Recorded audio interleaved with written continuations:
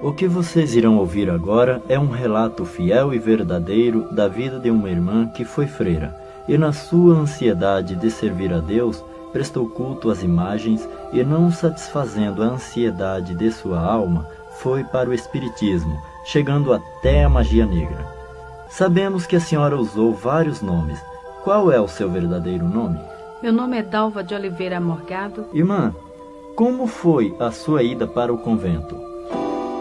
Aos 8 anos de idade, eu comecei a estudar numa escola de freira e ali eu ficava admirada em ver as freiras usarem roupa diferente das outras mulheres. E procurei saber delas por que elas eram diferentes. E ela explicou para mim que ela era a esposa de Jesus, por isto que ela era separada. E a partir daquele momento eu comecei a sonhar. Eu queria também ser esposa de Jesus. E ali eu comecei a insistir com a minha mãe para me levar para o convento. Mas minha mãe não queria deixar porque eu era a primeira filha dela. E ela tinha muito cuidado e dizia que não, porque eu não poderia mais chegar perto dela, iria ter que viajar e ir para longe. Porém eu insisti muito. E ela me levou para um convento através do arcebispo de Alagoas. Lá no convento, eu comecei a estudar e preparar-me para ser freira. E com 14 anos de idade, eu vesti o hábito de noviça. Até então, eu era uma garota muito feliz.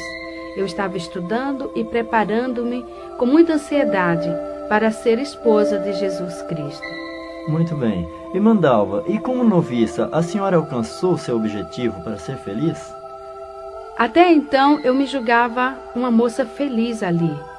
Estava aprendendo para ser esposa de Jesus. Eu queria encontrar o meu esposo. Ali no convento nós lemos muitas literaturas, muitas biografias de santos. Aprendemos a história de todos os santos da Igreja Católica. Porém, nada sabia do meu esposo.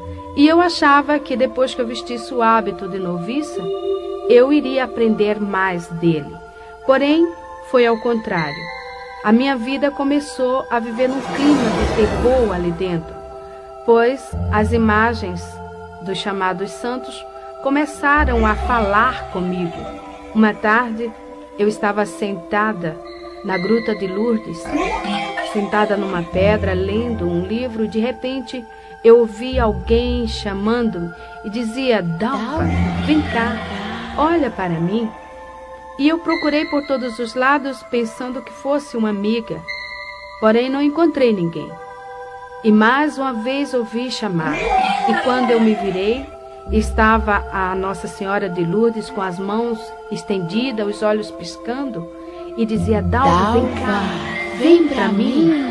E eu saí gritando que não queria mais ir para aquele lugar e que eu não queria ela.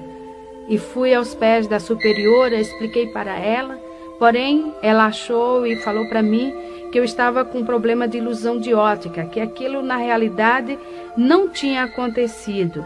E se acontecesse, eu devia ter ido para saber dela o que ela queria, porque era comum os santos falar com as pessoas. Porém, eu tinha muito medo. Irmã Dalva, lá no convento, vocês liam a Bíblia? Não, não podíamos ler a Bíblia e nem tampouco pegar na Bíblia, porque a superiora nos ensinou desde que entrei para o convento que a Bíblia era sagrada e só o padre podia pegar e ler. Porém, eu era muito curiosa, eu queria saber o que estava na Bíblia. E por que a gente nunca entendia, apesar de estudarmos o latim, mas estudávamos apenas a missa em latim. Mas quando ele dava a pregação, não entendíamos nada, não sabíamos nada. Uma vez eu conversando com o padre, o capelão lá do convento, ele falou para mim que, aleluia, porque na sexta-feira da Paixão, aquela missa muito comprida, começava das 9 até 1h da madrugada, e ele dizia que estava procurando aleluia. E eu queria saber o que era aleluia. E ele explicou para mim que aleluia era uma gota do sangue de Jesus que estava dentro da Bíblia e que mudava de lugar, passava de uma folha para outra.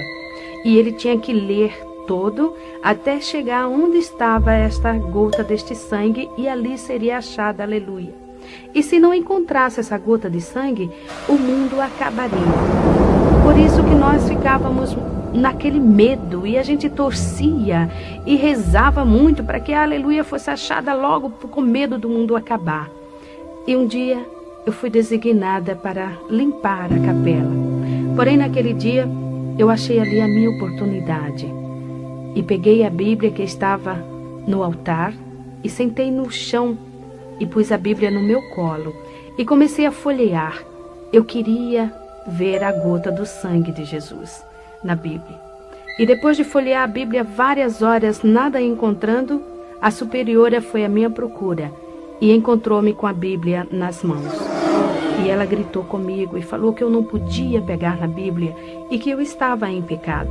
E imediatamente chamou o padre, telefonando para que ele viesse me confessar, porque eu peguei na Bíblia. Então eu me confessei e ele passou uma penitência para mim de rezar 50 Ave Maria, 50 Pai Nosso, 50 Credo, ato de confissão, isso durante 30 dias. E ainda peguei 33 dias de castigo. Não podia nem almoçar e nem jantar, só tomava o café da manhã. Esta foi a minha penitência, por simplesmente pegar na Bíblia, procurando alguma coisa que fosse do meu esposo, porque isto era o que eu queria, era ser esposa de Jesus. Ocorreu também um fato muito estranho ali no convento. Eu, junto com minhas colegas e as alunas do orfanato, resolvemos brincar de esconde-esconde. E eu tomei a iniciativa de me esconder embaixo do altar, pois eu sabia que ali ia ser difícil as meninas me encontrarem. Porém, quando eu entrei embaixo do altar, encontrei ali um homem deitado. Ele estava seminu e então, no seu corpo havia muitas marcas de batom e sujo. E eu fiquei com medo e ele abriu os braços e tentou me segurar. Aquele homem não era outro, mas o que chamam de muito conhecido como Senhor Morto. É o Senhor que fica na Igreja Católica na Sexta-feira da Paixão para que as pessoas vá beijar. E as marcas de batom ficam no seu corpo e torna-se muito, muito feio. E eu me assustei bastante com aquilo e saí gritando. As freiras me seguraram e aquilo foi tornando cada vez pior. O tempo passou e chegou o dia em que eu iria fazer os votos perpétuos. Então, naquela noite, nós tínhamos que ficar em meditação até as 10 horas da noite no convento, rezando o ofício de Nossa Senhora, meditando do que seria a nossa vida dali para frente. Porém, de repente, eu comecei a ouvir alguém me chamar. E eu comecei a tremer de medo, fiquei arrepiada. Eu sentia que meu cabelo estava em pé. E eu procurei pensando que fosse alguma colega, porém não era. E assim na porta da entrada da capela, bem no alto, tinha uma cruz muito grande. Naquela cruz estava presa um Cristo do tamanho natural de um homem. E quando eu olhei para aquele Cristo, ele que fica sempre com o rosto pendido para um lado, ele estava com a cabeça firme, com a cabeça em pé. Os seus olhos piscavam insistentemente. Suas mãos presas na cruz mexiam os dedos no gesto de chamar. E dizia: Dalva, vem cá, olha para mim, vem cá. E eu comecei a gritar, a dizer que eu não queria ele, que eu não queria ir para ele. E eu gritando desta forma, aquelas pinturas do rosto dele tornou-se real. Aquela marca de sangue no peito dele também começou a jorrar e caía pelo chão. E as freiras que vieram me socorrer passavam por baixo daquela porta e sujavam-se no sangue que escorria pelo chão. E eu saía correndo porque eu dizia: não me toque, as suas mãos estão sujas de sangue. E elas fizeram um cerco, me seguraram e esfregava meu rosto no chão e dizia: veja que aqui não tem sangue. Porém era real. Eu via aquele sangue. Eu passei uma noite muito apavorada e eu chorava muito. De manhã, a superiora chegou para mim e falou: Dalva, você não pode fazer os votos e você não vai vestir o hábito de freira. Você vai para sua casa, vai passar um ano fora. Se você melhorar, você pode voltar a ter mais uma oportunidade de fazer os votos. Irmã Dalva, e depois que a senhora saiu do convento, o que aconteceu? Foi o seguinte, a superiora aconselhou minha tia levar-me em um psiquiatra, porque segundo ela eu tinha problemas psíquicos. Minha tia me levou a uma psicóloga e a um psiquiatra. Fiz um tratamento de 3 meses. A cabo de 3 meses, a psicóloga chamou a minha tia e falou para ela terminar com o tratamento, pois eu era uma moça normal, não tinha problema nenhum. E não adiantava continuar com esse trabalho.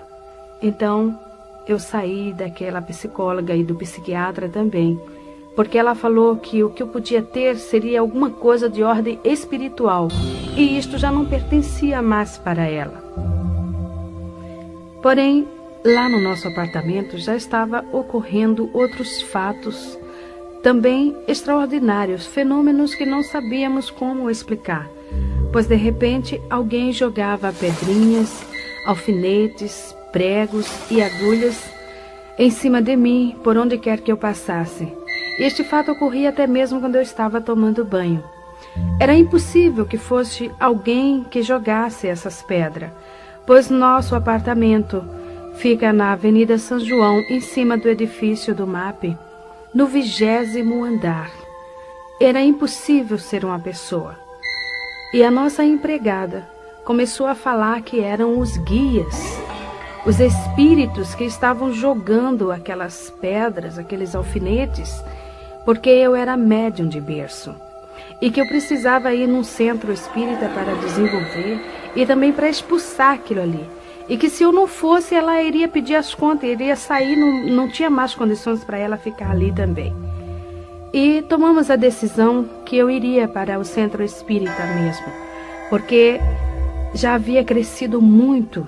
A gente já não podia mais almoçar e nem jantar, pois aqueles fatos ocorriam, jogavam aquelas pedras, aquelas coisas por cima até mesmo dos alimentos. E aquela senhora me levou em um centro espírita de Mesa Branca, de Allan Kardec, na Estrada dos Remédios.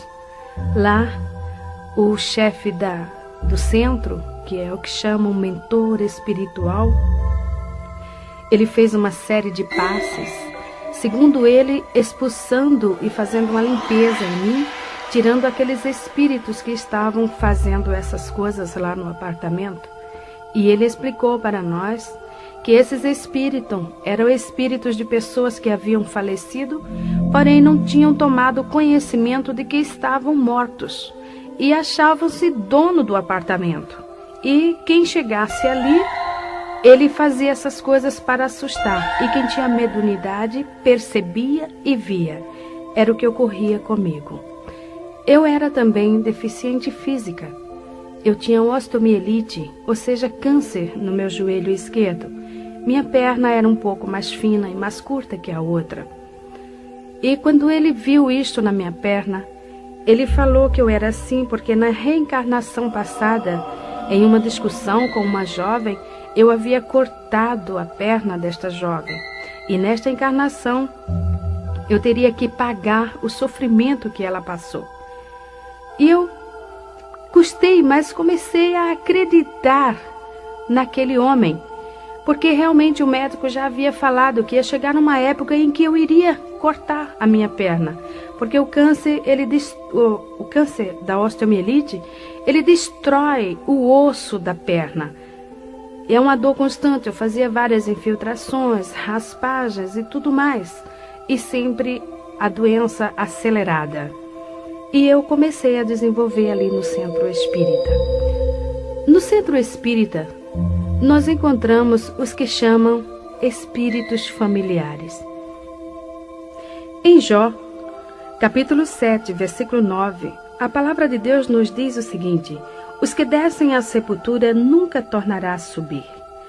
Então, o diabo, ele fica camuflado, escondendo a verdade para ludibriar as pessoas. Nós encontramos também em Isaías, no capítulo 8, versículo 19, o Senhor Deus nos advertindo também que não se deve consultar os espíritos familiares e os adivinhos que chireiam e murmuram entre os dentes. Assim como Deus coloca um anjo ao redor daqueles que o amam e que o buscam, o diabo também coloca um demônio ao redor das pessoas também que o servem. E quando aquela pessoa vem a falecer, aquele demônio assume a personalidade daquela pessoa, passando-se por ela, e manifesta no centro espírita e diz para as pessoas que estão ali presentes: eu sou o teu pai, eu sou a tua mãe, eu sou o teu irmão, o teu vizinho, o teu amigo. As pessoas às vezes querem duvidar, porém ao escutar a voz é a mesma.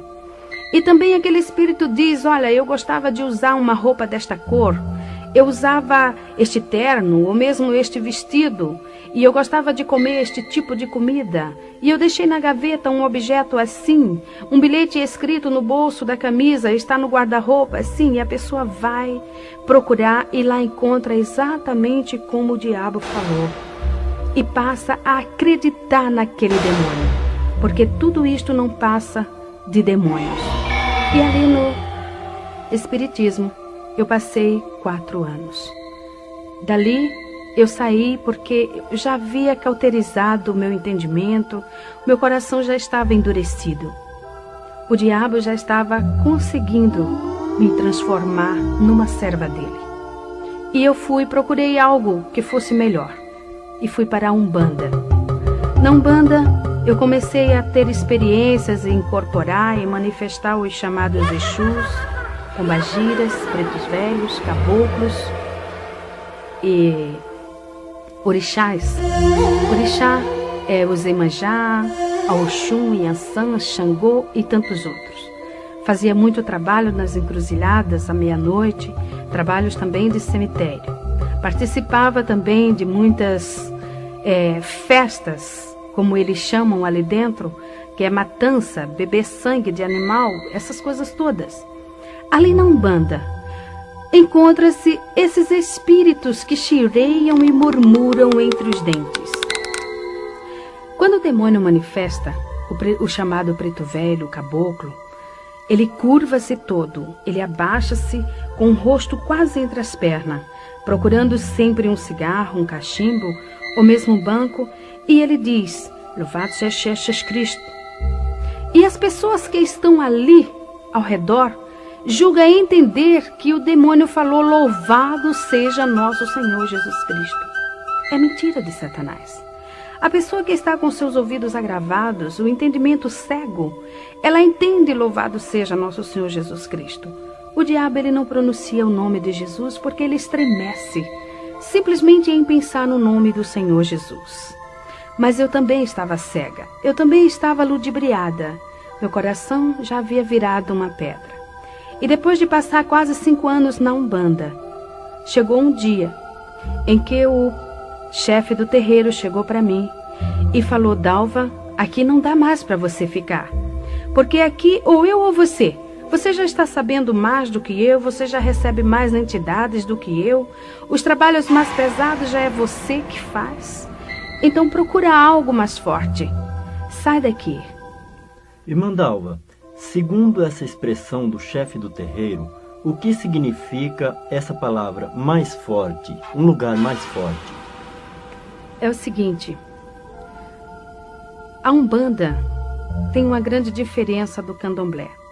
Na Umbanda eles julgam-se, os umbandistas julgam-se que eles fazem somente o bem, eles não fazem o mal, eles só procuram ajudar.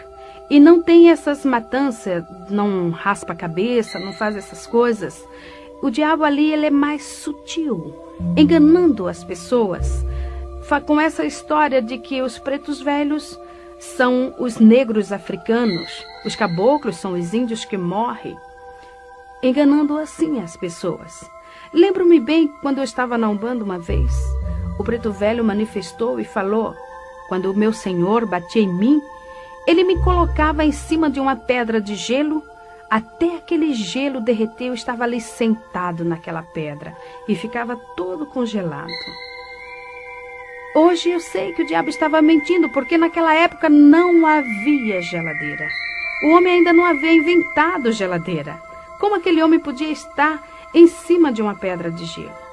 Mas quando estamos ali, somos cegos, não observamos essas coisas, totalmente cegos. Então, eu fui para o candomblé. O candomblé é mais forte do que a Umbanda, porque lá eles têm os chamados segredos de camarinha, os fundamentos, como eles chamam. É uma religião, agora ela é religião. Ele veio da África para o Brasil e assumiu um poder muito grande aqui no Brasil, onde existem muitos adeptos, inclusive muitas autoridades, muitas pessoas aí de grande cultura, pertencendo ao candomblé, achando que está fazendo uma grande coisa. A diferença é essa, que o candomblé ele é mais forte. O diabo ali ele já está mais, assim, vamos dizer, aberto. Ele já se mostra mais com maior poder. Ele mostra a força que ele tem e o domínio que ele assume nas pessoas. Então, ali no candomblé, eu entrei de roncó para fazer cabeça. Irmã Dalva, uma pergunta. O que significa essa palavra roncó? Roncó é um quarto pequeno, sem janelas. Ele só tem uma porta de entrada. A pessoa fica ali recolhida durante 30 dias, quase nua. Usa apenas uma saia amarrada no alto dos seios, deitada em uma esteira que eles chamam na linguagem africana de cissa. E ali eles passam 30 dias tomando banho de abor. Abor é um banho de águas misturadas com ervas e sangue de animal. Esta água ela fica em um vaso grande, enterrado durante 30 dias, ali curtindo. Ali cria bichos, muitas larvas. E é com esta água que a pessoa que está recolhida toma banho 30 dias. Às vezes, quando despeja água no corpo, aquela água fedida, escorre até os bichinhos pelo corpo. E a pessoa também fica manifestada com um demônio que chama-se Herê. Herê é um espírito de criança, que se passa por criança, manifesta na pessoa. A pessoa fica ali, porque segundo os orixás, a criança tem mais facilidade para aprender. E a pessoa entra de roncó para aprender a dançar, a cantar e a falar o dialeto africano. O candomblé que eu entrei era da nação de Angola, mas ali dentro a gente aprende o Jexá, o Queto e a Angola. Ali fiquei 30 dias, eles rasparam a minha cabeça totalmente. Fiquei 30 dias manifestada com este demônio. E o que ocorre, às vezes, quando toma aquele banho que os bichinhos ficam andando no corpo, o Herê, o demônio que está na pessoa, pega aqueles bichinhos e vai comendo. Com isso, nós vemos que o diabo é sujo. E tudo quanto está ao seu redor, e ele procura também levar a pessoa no mais baixo grau, levando a comer sujeira, a comer larvas. A pessoa fica ali dentro, a comida que vem são comidas que vêm sempre misturadas com sangue. São comidas, a gente não come o arroz, o feijão natural, é sempre aquelas folhas maceradas, é sempre coisas totalmente diferentes de um alimento normal de um ser humano. E depois de 30 dias que está passando por esta fase toda, que já aprendeu a dançar, já foi raspada a cabeça, então dá-se a matança de 21 animais. Aquele animal é tudo ele cortado em cima da pessoa, o sangue derramado no seu corpo e espargido em cima dos que eles chamam de sacudimento. São comidas que ficam ali expostas em tigelas e também pega-se com uma pedra que chama otá. Ali fica preso naquela pedra a vida da pessoa.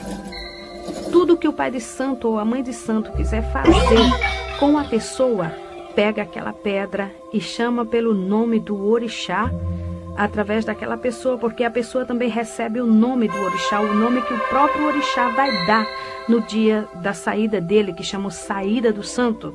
Então ali ele pode fazer o que ele quiser com a pessoa, desde que é feito essa matança. Depois que é feita também curas, cortes no corpo da pessoa, que eles chamam de fechamento de corpo, que esses cortes são feitos com a navalha.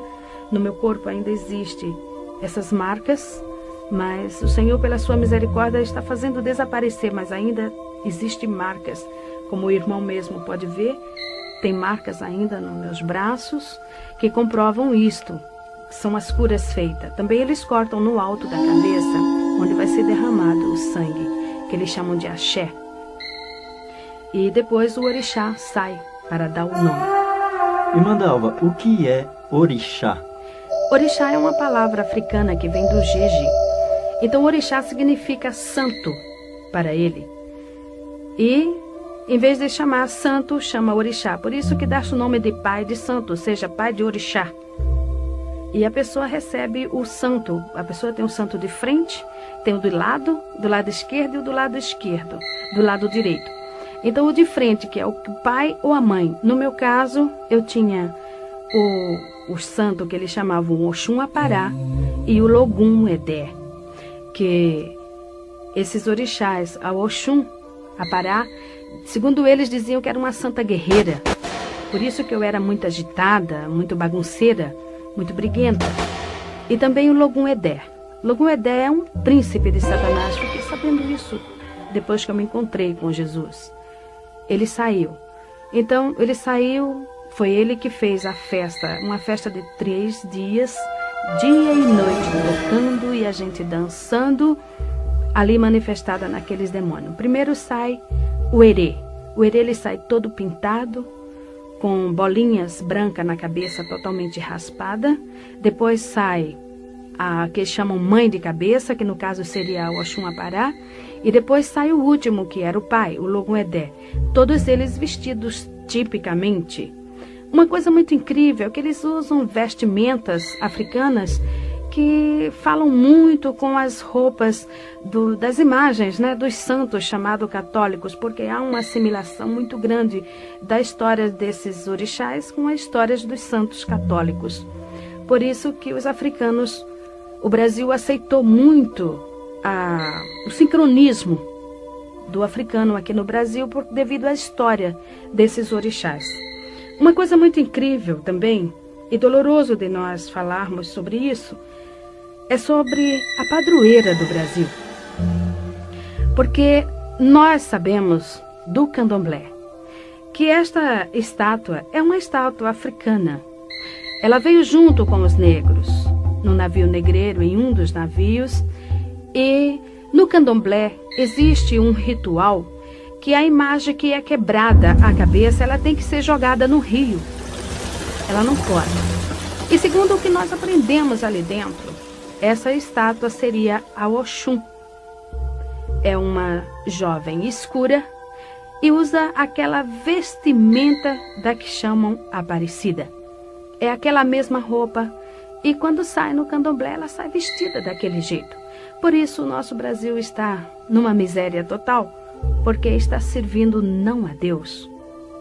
Então ali, depois que sai vestido tipicamente, no dia seguinte, no final de tudo, dá-se o que eles chamam de axé do santo, ou seja, despachar aquelas matanças todas. Já passou 7 dias. As vísceras dos animais são fervidas em azeite do dendê e colocadas no altar, ali no roncó, para depois levar para o quarto do santo. Aquelas coisas ali expostas ficam podres depois de 3 dias.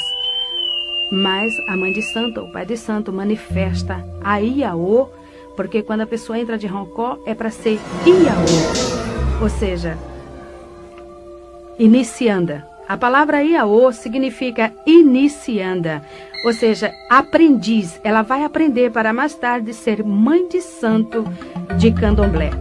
Então, ali dentro, ela manifesta de novo no santo e a mãe de santo tira pedaços daquelas vísceras que já estão totalmente estragadas e dá para o santo comer. Então a pessoa come aquelas vísceras, metade quase daquelas vísceras estragadas. E eles ainda pegam a cabeça dos animais, cozinham misturada com farinha, até os ossos derreterem. Depois que derrete tudo aquilo, fica aquele pirão. Então ali o erê manifesta e senta ao redor daquela panela e come tudo aquilo, deixando apenas os ossos, que vai ficar junto com aquela pedrinha chamada otá. Porque ali está o que eles chamam de fundamentos. É o fundamento da Iaô. Se o pai de santo quiser matar a Iaô, ele vai fazer bruxaria, ele vai fazer a feitiçaria, ou seja, a macumba, com aquela pedra e com aqueles ossos. Depois de 30 dias, eu me vi numa tarde, deitada em uma esteira assim na calçada, e alguém chamava por Dalva.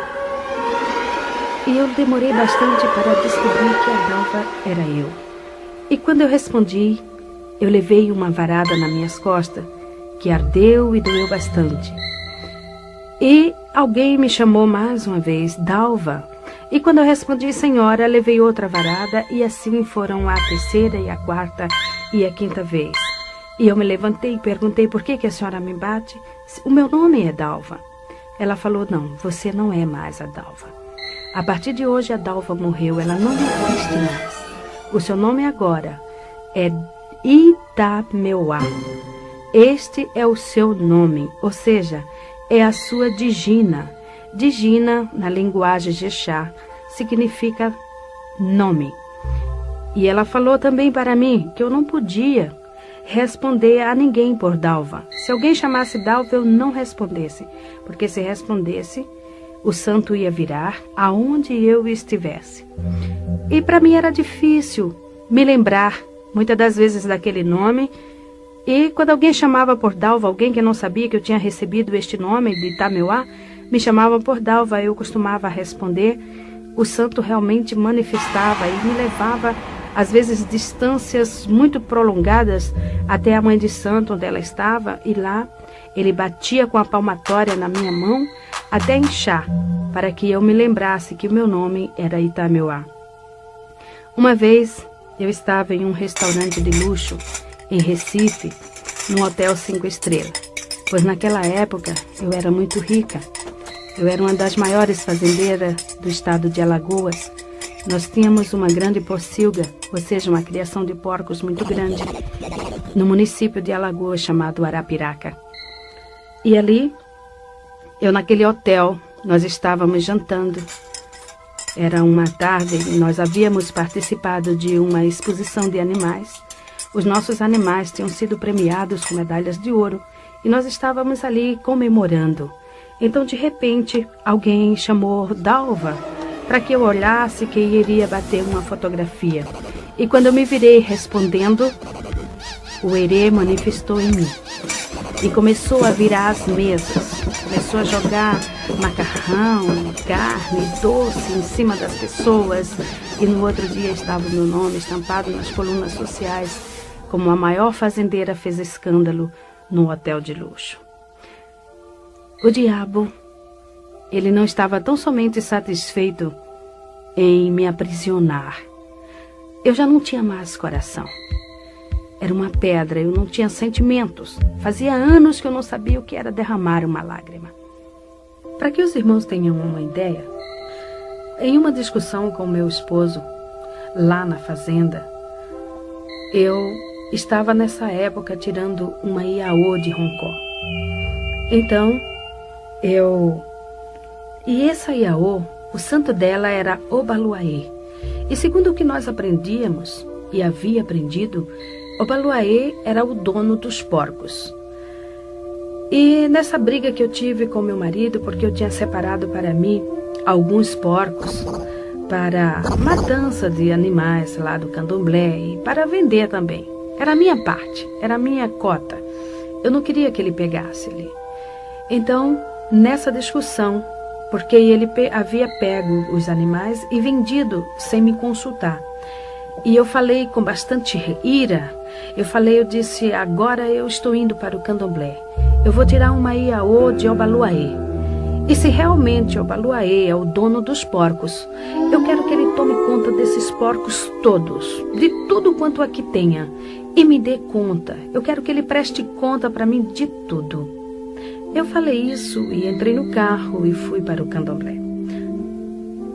Uma semana depois, era de madrugada quando o nosso vigia bateu na minha porta e falou, Dona Dalva, tem 10 animais mortos. E ali era apenas o início. Rapidamente, em 21 dias, morreram todos os animais. Realmente, o diabo havia prestado conta do que eu havia falado. Realmente ele mostrou que ele era o dono dos porcos. Só que eu fiquei na miséria. Tinha uma dívida grande no banco para pagar e não sabia como. E outra pessoa resgatou a fazenda. E tivemos que largar tudo e sair sem nada. O diabo, ele não tem amor a ninguém. Nem mesmo aqueles seus adeptos, nem mesmo aqueles que estão servindo a ele, pois eu era uma serva de Satanás naquela época. Eu servia mesmo, eu fazia tudo quanto ele queria. Eu só comia o que o diabo determinava.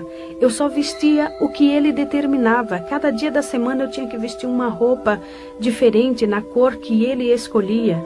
Eu não podia comer determinadas comidas e se eu comesse eu caía de cama doente, eu ficava enferma, ele batia em mim e eu vivia uma vida totalmente oprimida. E durante este tempo eu fiquei 7 anos aprendendo ali com a mãe de santo para ser mãe de santo de Candomblé. Depois desses anos, eu fui mais uma vez recolhida de Roncó, dessa feita para ser mãe de santo de Candomblé, aprender as cantorias do africano, as danças e os segredos de Camarinhas. Irmã Dalva, o que vem a ser segredos de Camarinha? Segredos de Camarinhas são o que eles chamam de fundamentos, ou seja, as palavras, as rezas que eles falam quando estão raspando a cabeça das pessoas, quando eles estão cortando os animais, os pedidos que eles fazem, aprender a jogar búzios, a ler a mão, a ler cartas e outras coisas. Também como fazer feitiços, como fazer bruxarias, cada tipo de bruxaria diferente, as rezas, essas coisas todas. Estes são os segredos de Camarinha. Como mãe de santo, eu abri terreiro em Arapiraca, no estado de Alagoas, foi o primeiro. O segundo foi em São Paulo, no Jardim São Paulo, lá em Guaianazes. O terceiro foi no Rio de Janeiro e outro em Londrina, no Paraná. Como mãe de santo, eu já estava totalmente dominada pelo Satanás. Meu coração era uma pedra, não tinha sentimentos, não tinha também paz e nem alegria. Era uma criatura muito vazia, porém não mostrava para ninguém. Eu mostrava uma satisfação que na realidade eu não tinha. Muitas das vezes no meu quarto, sozinha, eu chorava, porque havia dentro de mim um grande vazio. Alguma coisa não estava se dando bem comigo, porque faltava algo dentro de mim. E eu cada vez mais me aprofundava ali dentro. Vivia constantemente raspando cabeça de outras pessoas, ou seja, recolhendo iaô de Roncó e fazendo macumbas. Era convidada para ir em outros estados fazer bruxarias e feitiçarias. E não estando satisfeita, eu saí dali do Candomblé e achei por bem entrar na magia negra. Irmã Dalva, qual a diferença entre o Candomblé e a magia negra? A diferença é a seguinte: no Candomblé, o pai de santo e a mãe de santo recebe um poder dado pelo santo da pessoa, pelo orixá que a pessoa raspou a cabeça, não incorpora mais o orixá e passa a fazer todos os trabalhos de Candomblé, ou seja, raspar a cabeça, jogar búzios, essas coisas todas, e inclusive fazer macumba sem manifestação. Apenas ele manifesta em outras pessoas, mas o pai de santo não. Então ele faz tudo consciente. Contudo, a gente não conhece o orixá assim, mais de perto. A gente sente a sua influência, mas não conhece. Já na magia negra, não. Na magia negra, a participação já é mais forte. O demônio, ele já apresenta-se claramente. Ele já vem ele mesmo falar com a pessoa. Quando eu entrei na magia negra, o diabo, ele falava comigo. Toda meia-noite eu sentava na mesa, acendia uma vela e ele vinha, puxava outra cadeira e sentava-se em minha frente. E ali ele me ensinava feitiços, bruxarias. Muitos feitiços ele me ensinou e muitas bruxarias. Eu vivia fazendo tudo quanto ele me mandava. Uma vez eu estava com 6 meses de grávida, na minha terceira gravidez. E eu fui fazer um trabalho de bruxaria no cemitério de Guaianazes à meia-noite. E eu tinha que pular o muro. E nesse trabalho eu teria que desenterrar um defunto de 3 dias, cortar a sua garganta e fazer o feitiço ali dentro e depois cobrir de novo. E quando eu pulei o muro, levando navalha, faca, levando as farofas, levando aquelas coisas todas que o diabo designava, eu caí de mau jeito e comecei a sentir dores e entrei em trabalho de parto ali. Mesmo assim, eu fui até a cova onde durante o dia eu já havia marcado qual era e consegui desenterrar o defunto e fazer tudo aquilo que o diabo havia mandado. Porém, 2 dias depois eu estava no hospital e perdi meu filho, que nasceu morto. E assim eu continuei. E eu fazia várias perguntas para o diabo. Ele apresentava-se para mim. Muita gente pensa o seguinte, que o diabo é feio, é preto, é torto, é aleijado, tem rabo, tem chifre. Porém, ele não é assim. Ele é um homem e, por sinal, ele é muito bonito. Por isso que ele engana as pessoas. Porque as pessoas julgam que o diabo é feio e, no entanto, ele apresenta-se muito belo, muito bonito e muito inteligente, por sinal. Ele fala também um português muito correto, uma linguagem perfeita. Ele falou também como ele agia nos bailes, nas discotecas. E uma vez eu pude observar também. Ele fica nas costas das pessoas, dançando junto com as pessoas. E depois ele começa a soprar no ouvido das pessoas, mandando fazer algum gracejo com a esposa ou com a namorada do outro. E assim começam as brigas. E quando começa a discussão, os tapas, então ele encosta-se na parede e começa a dar risada e rola pelo chão, balançando com as pernas. E as pessoas que não sabem correm atrás dessas coisas, não sabendo que é o diabo que está induzindo para elas. Uma outra pergunta também que eu fiz para o diabo foi sobre as velas. Eu não conseguia entender por que o diabo pedia tantas velas. Por que quando ia fazer um despacho, ele pedia sempre 21 velas, 70 velas.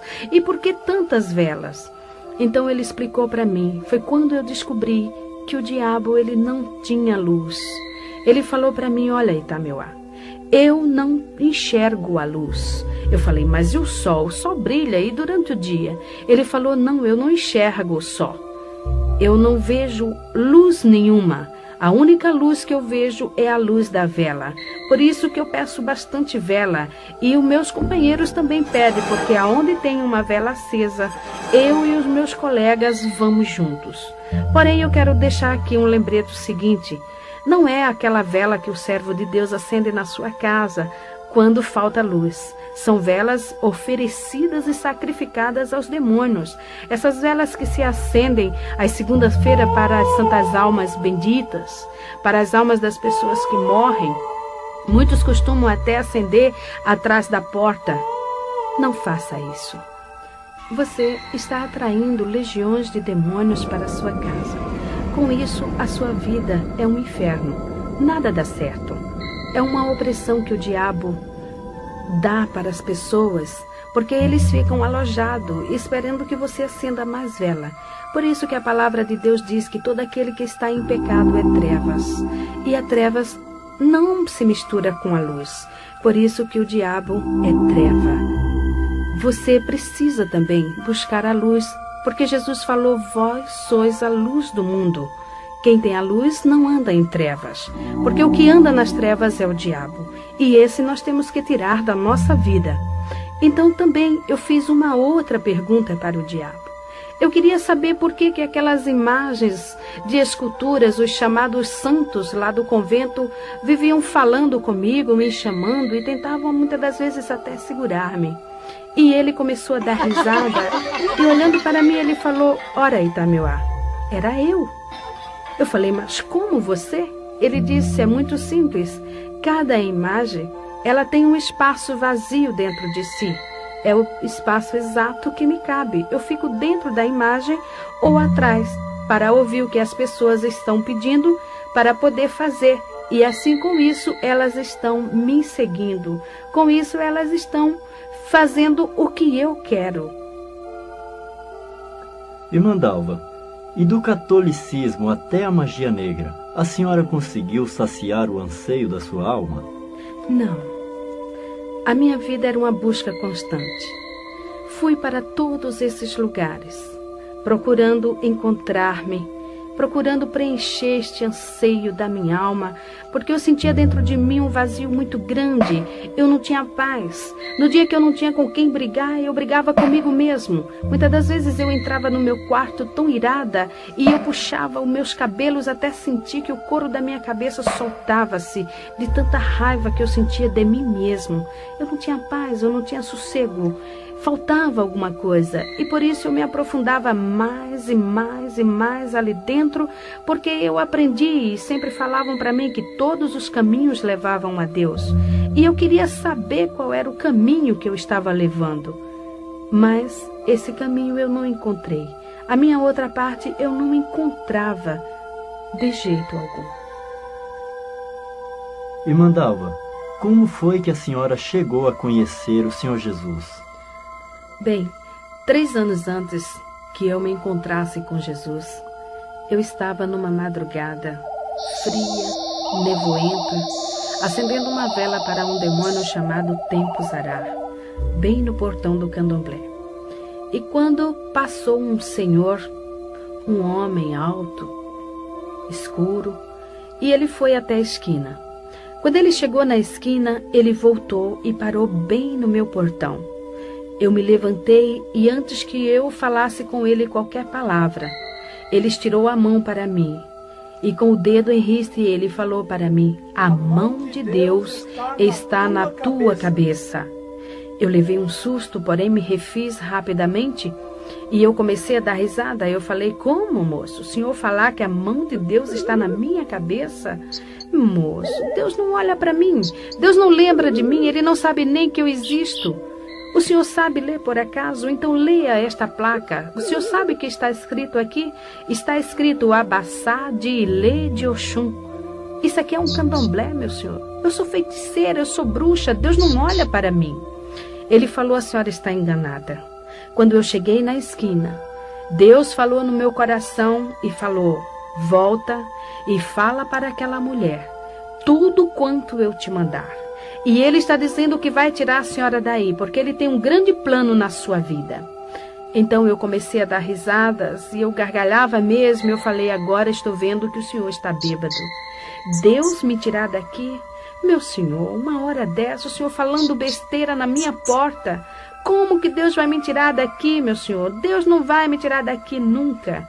Ele disse: quando isto acontecer, você vai se lembrar das minhas palavras. E baixou a cabeça e foi embora. Nunca mais eu encontrei com aquele homem. Porém sei que aquele homem era um servo de Deus. E o recado dele eu esqueci no meu coração. Passou o tempo. Eu fui morar no Rio de Janeiro, em Nova Iguaçu. Ali abri candomblé. E depois de 3 anos eu tive uma 4ª gravidez. Depois de fazer bruxarias, com as noites que eu não dormia direito, a minha gravidez era doentia, problemática. Eu ia fazer a 4ª cesárea. Minha filha nasceu antes de completar o 7º mês. Era pequenininha. Teve toda sorte de enfermidade. Nasceu com os rins paralisados e internada no Hospital da Polícia Militar, no Rio de Janeiro. Ela ficou 4 meses. Depois, o médico pediatra me chamou e falou para mim parar com todas as minhas atividades e cuidar somente da minha filha, porque ela requeria um cuidado todo especial, e esse cuidado só a mãe poderia dar. E eu levei minha filha e aquele médico me fez assinar um termo de responsabilidade. Ele falou para mim: Dona Dalva, eu estou entregando a senhora a uma criança viva. Esta criança ela pesa apenas 800 gramas, mas está viva. E eu quero que Alice cresça. Toda semana a senhora vai me trazê-la aqui. Pare tudo e cuide só da sua filha. Quando cheguei em casa, eu falei, vou fechar o candomblé por 1 ano para cuidar da minha filha. E assim fiz. Fui até Tinguá, no Rio de Janeiro. Era lá que eu tinha o terreiro. E fechei o candomblé, mandei que os filhos de santo e as pessoas fossem para um outro lugar, me aguardando até o fim do ano. Porém, quando eu cheguei em casa, o diabo apresentou-se para mim e falou, Itameuá, você não pode fechar o candomblé. Eu falei, claro que eu posso, eu preciso cuidar da minha filha. Ele disse, não, você não pode, você não se domina. Você não faz a sua vontade, porque eu mando em você, você é minha, você me pertence. Você já esqueceu o pacto que você fez comigo? Portanto, você não vai fechar o candomblé, porque eu preciso de você trabalhando. Eu falei, mas eu tenho que cuidar de minha filha. Ele falou, não importa, dê a sua filha para quem quiser cuidar, porém você vai abrir o candomblé. E eu voltei e abri o candomblé, porém eu precisava cuidar de minha filha. E insistindo, ele falou, Itameuá, você não serve mais para nada. Você não presta mais. Eu vou te matar. E passou a partir daquele instante a bater em mim de chicote.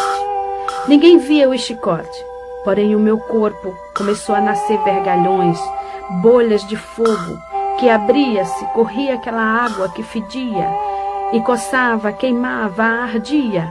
Eu não tinha sossego, eu não podia fazer nada, só me coçando. Fiquei igual uma leprosa.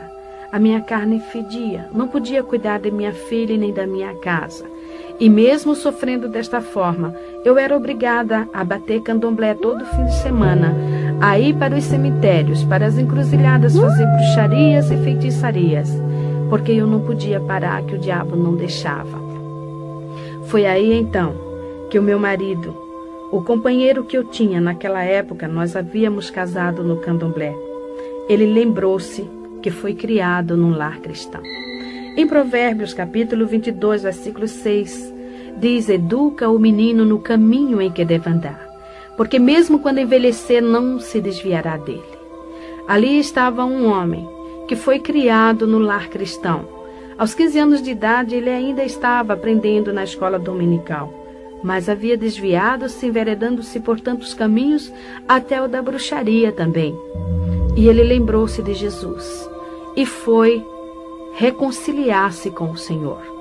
Ali, ele libertou-se também, encontrando-se com Jesus, e juntou-se ao círculo de oração, e começou a jejuar e orar junto com as irmãs, para que Deus quebrasse as forças do diabo, para que Deus fechasse o candomblé, para que Deus tirasse todas aquelas pessoas, aqueles chamados filhos de santo, e as pessoas que iam ali para jogar búzios. E a oração do justo pode muito em seus efeitos. Depois de 15 dias, eu não entendia por que o meu marido não vinha para casa, mas ele estava 15 dias de jejum e oração para que Deus me tirasse das garras de Satanás. Então, de repente, os filhos de santo começaram a discutir, e eles viravam para mim, porque no candomblé, o filho de santo é obrigado a respeitar a mãe de santo, tem que chamar de mãe, e quando vem para dar a bênção para ela, ele beija o chão onde ela pisa. Tamanha é a humilhação que o diabo exige da pessoa. E eles chegavam para mim e diziam, mãezinha, eu não vou ficar mais aqui. E pegava os assentamentos dele, a otá dele, os fundamentos, e iam levando. E de repente eu me vi sozinha ali dentro. E fechei o candomblé e fui para minha casa. E mais uma semana de oração, para que Deus quebrasse as forças do diabo que estava no meu coração, para que eu pudesse ouvir a palavra de Deus. Pois o meu marido, ele pegava a Bíblia para ler para mim, porém ele não conseguia, porque mal ele começava a ler, eu caía num sono profundo, ou então o demônio manifestava e me deixava inconsciente 3, 4 dias. E assim, neste sofrimento, eu passei 3 meses, sofrendo desta forma. Porém, as orações, Deus começou a operar. O diabo começou a ver-se quebrado. E chegou para mim numa noite e falou: Itameuá, fala para o Ari te dar dinheiro e comprar tudo quanto for necessário e faz uma obrigação. Faz um bori, porque eu resolvi te perdoar. Irmã Dalva, o diabo perdoou mesmo a senhora? Não, foi um falso perdão. Segundo o diabo, ele chegou para mim e falou, depois que eu fiz a obrigação, ele disse que estava apenas me dando uma nova oportunidade. Só que com muita sutileza ele falou, ele disse: bem, eu preciso levar alguém no seu lugar. E eu vou levar a tua filha. Ela é de 7 meses. E tudo que é de 7 é meu. Eu vou levá-la. Eu falei para ele: a minha filha você não vai levar. Ele disse: vou. Eu vou levá-la. Eu faço o que eu quero de você. E o que você tem é meu. Eu falei: não a minha filha. Porém, a minha filha começou a defecar sangue.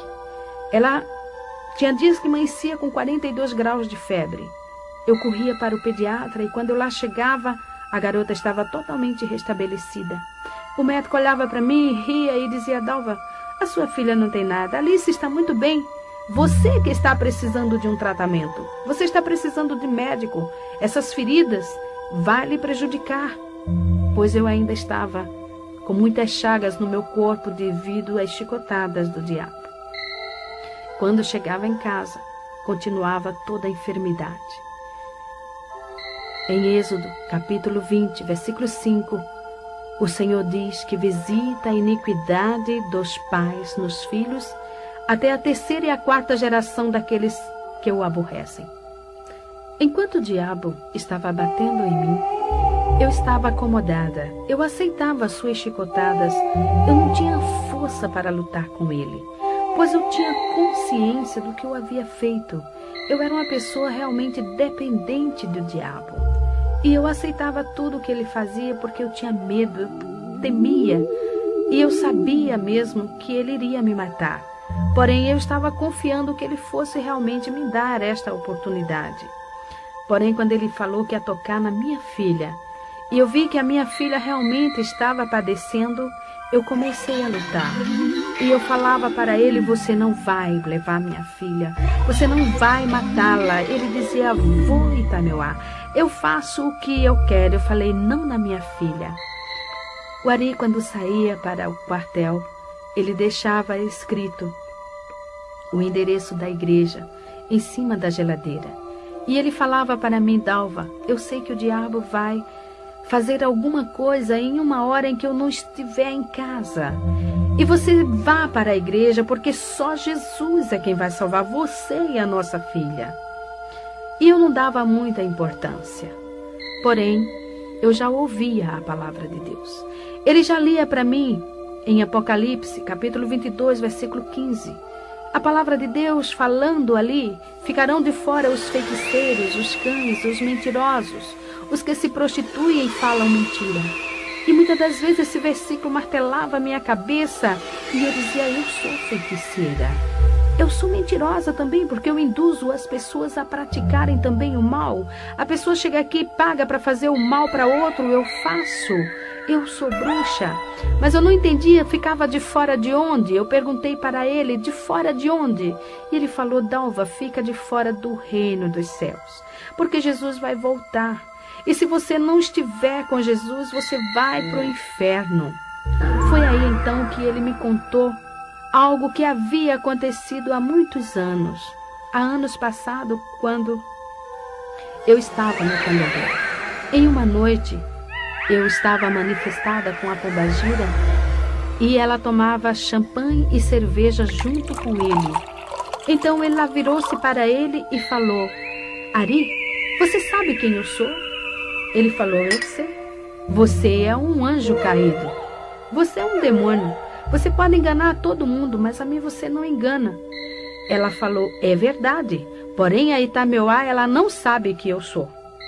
E eu proíbo você de falar para ela isto. Outra coisa, Vamos aproveitar. Vamos fazer tudo o que vier à nossa cabeça. Vamos fazer bastante coisas no mundo, porque o homem lá de cima já está voltando. E você e ela vai dançar comigo no fogo do inferno. Quando ele falou isso para mim, eu falei, então o inferno existe de verdade? Eu achava que o inferno fosse aqui, fosse aquela vida que eu levava, mas existia um inferno maior. E como era a pombagira que havia falado, eu passei a dar mais crença. Quando a minha mãe, que era uma serva de Deus, falava para mim, Dalva, Jesus vai voltar, isso é diabo. Eu dava risada na cara dela, começava a dizer aqui, Jesus vai voltar, só se ele for trouxa, minha mãe. Jesus veio aqui, puseram ele numa cruz, se ele voltar agora, vão pôr ele no paredão e vão metralhar ele. E a senhora vem com essa de Jesus voltar, isso é conto de fada. Eu achava que era história. Porém, ali estava um demônio chamado Pombagira, afirmando que o homem, o filho do homem, estava voltando. E eu iria ficar de fora. E foi assim que naquela noite eu estava com a minha filha sentada no tapete, encostada às minhas pernas. Eu estava ouvindo um disco que, por sinal, de macumba. Quando de repente a minha filha deu um grito e caiu de costas. E quando eu olhei para minha filha, ali o Senhor Deus abriu meus olhos. E eu vi aquele demônio que eu achava tão lindo, tão belo, que eu amava, que eu adorava. Ele estava agarrado ao pescoço da minha filha e as unhas dele eram tão grandes, entravam no pescoço da minha filha, como sugando a vidinha dela. Ela apenas estremecia sem poder respirar ou gritar. E eu peguei minha filha no colo e eu falei para ele, agora eu sei que você é diabo. Ele começou a dar risada. Eu falei, só que você não vai matar a minha filha, porque eu vou levá-la para a igreja. Ele disse, se você for, eu vou matar você na porta da igreja. Eu falei, a mim você mata, mas a minha filha você não vai matar. E saí correndo, peguei o endereço lá em cima da geladeira, pus a minha filha no colo. Havia em casa minha irmã, uma jovem de 15 anos, paralítica, pois ela não tinha os ossos dos pés. Porque um dia, em São Paulo, eu comprei um carro na sexta-feira. E no domingo, um outro carro veio na contramão, batendo de frente. O meu carro ficou totalmente amassado. E as pernas da minha irmã ficou presa nas ferragens, esmagando os ossos dos seus pés. Eu também quase fiquei paralítica, pois tive que segurar o volante do carro com meu braço direito para que não entrasse no meu tórax. Porém, saí do carro, a minha mãe afundou o crânio, pois bateu fortemente. Minhas filhas não morreram, porque estavam sentadas no banco traseiro e foi jogada para o teto do carro. Então, o nosso carro foi vendido para Ferro Velho. Minha irmã foi para o hospital. Lá foi feita a cirurgia, tirando os ossos dos seus pés esmagados. Ficou paralítica. Já havia 3 anos que ela estava. Ela só andava de gatinhas ou de joelhos. Uma jovem que já ia completar 18 anos. Então ali, vendo minha filhinha morrendo, arrastei a minha irmã de joelho pela rua, com a minha filha no colo apenas estremecendo. O diabo manifestou em um rapazinho que morava lá conosco e ajudava nos trabalhos de macumba e começou a me xingar. Saiu pelo meio da rua me xingando de tudo quanto era palavrão, falando horrores e dizendo que assim que eu chegasse na igreja, ele iria me matar. Porém, eu não dava ouvidos. Apenas eu olhava para minha filha, e cada vez que ela estremecia, eu não me atrevia a pronunciar o nome de Jesus. Eu sabia que eu era indigna de pronunciar o nome de Jesus, mas eu olhava para ela e eu dizia, Jesus dos crentes, não deixa minha filha morrer. E desta forma cheguei na igreja. Entrei correndo com a minha filha no colo, minha irmã arrastando-se de joelho, e joguei minha filha no colo do pastor e falei, ore por ela, salve minha filha, porque o diabo está matando. Se o Senhor tem poder, faça alguma coisa, cure cure a minha filha. Ele disse: eu não curo, porém Jesus Cristo cura. E orou na minha filha. E imediatamente eu vi quando aquele demônio soltou a minha filha. E ela começou a rir e veio para o meu colo dando risada. Naquela hora, o Espírito Santo começou a tocar no meu coração. Quando eu leio na palavra de Deus, o Senhor Deus falando para o seu povo: tirarei de vós o coração de pedra e darei um coração de carne. Eu me alegro e me regozijo e digo: Senhor, tu fizeste esta cirurgia em mim, porque o meu coração era pedra. Eu não tinha sentimentos, eu não tinha amor, eu não tinha nada dentro de mim. Faziam uns 10 anos, mais ou menos, que eu não sabia o que era derramar uma lágrima sequer. E ali naquele instante, estava eu chorando. E meus olhos saíam lágrimas copiosamente. Porém, eu, envergonhada, olhava para os irmãos de um lado para o outro e eu dizia: por que eu estou chorando? Eu não quero chorar. Mas quanto mais eu assim falava, mais eu chorava. E naquela hora também o pastor virou-se para minha irmã e falou: jovem, fica em pé, eu vou orar por você, porque você precisa de Jesus.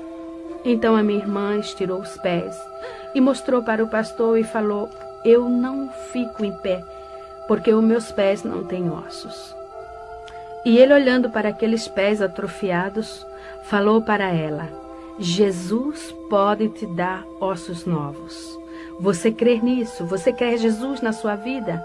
Ela falou: eu quero. E ele orou sobre os pés da minha irmã e ela imediatamente ficou de pé. Começou a correr, a andar ali na igreja. Eu comecei a soluçar. Eu olhava para minha perna com câncer. A minha perna continuava com a mesma enfermidade. Aqueles guias haviam me prometido curar e nunca me curaram. E ali estava, num piscar de olhos, a minha irmã andando, correndo, com os pés novinhos e a minha perna afinando e diminuindo de tamanho. Foi quando o pastor virou para mim e falou: senhora, eu vou orar agora por você. Eu olhei para ele e falei: não toque em mim, porque o diabo falou que ia me matar aqui. Se eu morrer, o senhor vai para a cadeia. Ele falou: mas Jesus te ama. Eu falei: moço, Deus não olha para mim. Eu sou feiticeira. Eu tenho candomblé, eu sou da magia negra, eu já fiz pacto com o diabo, eu conheço o diabo face a face. O senhor acha que Jesus olha para mim? Ele falou: irmã, Jesus falou: vinde a mim todos os que estáis cansados e oprimidos, e eu vos aliviarei. Tomai sobre vós o meu jugo e aprendei de mim, que sou manso e humilde de coração, e encontrareis descanso para vossas almas. E a senhora está precisando disso. O diabo está lhe oprimindo. Jesus ama a senhora. Ele te perdoa. Quando ele falou perdoa, eu falei: o senhor acha mesmo que Jesus vai me perdoar? Ele falou: Jesus vai te perdoar, porque ele morreu na cruz do Calvário por você. Ele derramou o seu sangue para lhe redimir. Ele liberta você de todos estes demônios. Basta que você entregue a sua vida para ele. Você quer Jesus? Eu não podia falar. As lágrimas eram demais, eu soluçava. E eu sei que naquele instante, não somente a minha boca falou, mas como minha alma, meu espírito, todo o meu ser falou: eu quero Jesus. Quando eu fechei meus olhos e o pastor pôs a sua mão na minha cabeça, eu vi o diabo pular na minha frente. E ele, que era tão belo, começou a crescer e de repente começou a cair casca dele. Eram cascas que caíam e ele foi transformando-se em um monstro. E era muito grande, muito alto. O pé dele era enorme e levantou a perna dele e me pisou. Eu caí no chão, aquele pé me esmagando. Eu queria movimentar-me e não podia. Eu queria gritar, também não podia. Eu queria respirar e não podia. E eu pensei: agora eu estou morrendo. Mas ao longe, eu ouvia a voz do pastor que dizia: demônio, em nome de Jesus, sai! Sai! Porque enquanto eu me via nesta situação, na realidade estava manifestando legiões de demônios. demônios que xingou o pastor, demônios que quebrou bancos na igreja, demônios que chamou o pastor para brigas, fez horrores dentro da igreja. Por último, fiquei caída ali no chão. E o pastor me falou que eu já estava ficando roxa, pois não respirava. E ele começou a clamar por Jesus e ele falou: Senhor, o que eu faço, Senhor? Esta mulher está morrendo. E ele falou para mim que o Espírito Santo falou no coração dele: quem está matando esta mulher é um príncipe de Satanás. Chama um querubim para que te ajude. E eu ouvi a voz dele bem distante falar: Senhor, manda um querubim para expulsar esse espírito de Satanás que está matando esta mulher. E eu vi uma mão que brilhava passar pelo telhado. Era uma mão muito bonita. Pegou na perna daquele monstro e saiu levando. Uma simples mão, levando um monstro tão grande.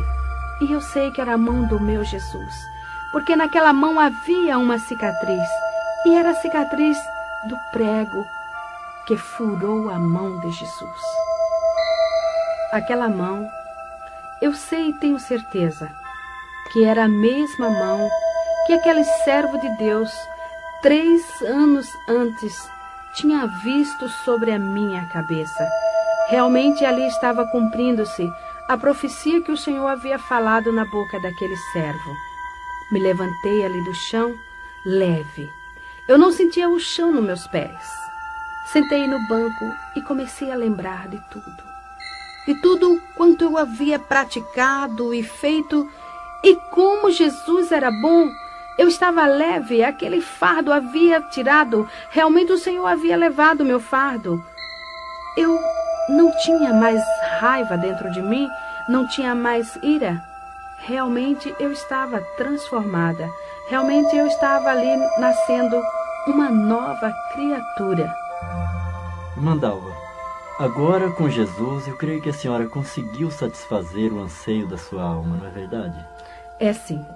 Agora eu posso afirmar que sou uma mulher realizada. Tudo quanto eu queria para a minha vida, tudo quanto eu desejava ter, hoje eu tenho, porque eu tenho paz. Hoje eu deito no meu travesseiro e durmo o sono dos justos, porque eu sei que Jesus está cuidando de mim. Eu sei que o seu Espírito está dentro do meu ser, porque Jesus falou: vós sois o templo do Espírito Santo. E Ele tem me guiado, Ele tem me ensinado, Ele tem me orientado e tem me separado para esta obra. Então eu sou feliz. Também 3 anos depois, Jesus me curou do câncer na perna. Me deu uma perna nova, minha perna hoje é igual à outra. E esses anos tenho trabalhado para o Senhor. Sou feliz, porque eu já fui uma mulher milionária financeiramente, mas hoje eu sou muito mais espiritualmente. E tudo isso eu devo a Jesus Cristo. E para terminar, quero deixar em louvor ao nome do Senhor estes versículos. Amo ao Senhor, porque Ele ouviu a minha voz e a minha súplica, porque inclinou para mim os seus ouvidos, portanto invocá-lo-ei enquanto viver. Cordéis da morte me cercaram, e a angústia do inferno se apoderaram de mim. Encontrei aperto e tristezas. Então invoquei o nome do Senhor. Ó Senhor, livra a minha alma. Misericordioso e justo é o nosso Deus. Estava abatida, mas Ele me livrou. Porque Tu, Senhor, livraste a minha alma da morte, os meus olhos das lágrimas e os meus pés da queda. Ó Senhor, deveras sou Tua serva. Soltaste as minhas ataduras. Oferecer-te-ei sacrifícios de louvor e invocarei o nome do Senhor na presença de todos os povos. Amém, amém.